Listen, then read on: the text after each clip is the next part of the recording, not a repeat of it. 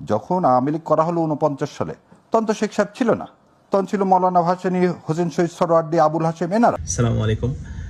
বাংলাদেশে একজন সবজান্তা শমশেরের দেখা মিলতেছে ইদানিং, যিনি হচ্ছে জাসির কোনো একটা পদে আছেন।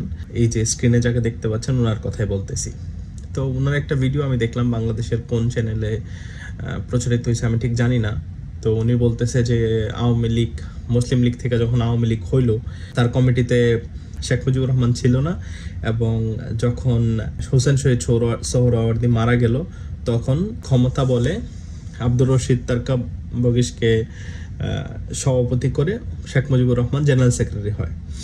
এবার আসেন, সোহরাওয়ার্দী সাহেব মারা গেলেন কত, 63 সালে।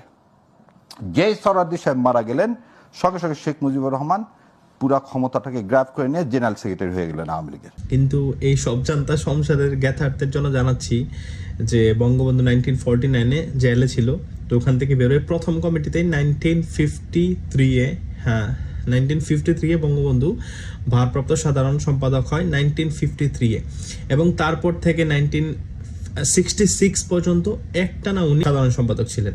এবং এরপরে 18 মার্চ 1966 থেকে 18 জানুয়ারি 1974 পর্যন্ত উনি টানা আওয়ামী লীগের প্রেসিডেন্ট ছিলেন।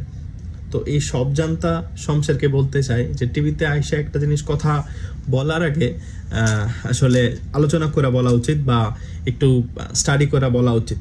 আর আমরা সবাই জানি যে জাসি হচ্ছে গুজবের কারখানা, তো এটা নতুন কিছু না। এই জাসি থেকে এর থেকে ভালো কিছু আসলে আমরা আশা করি না।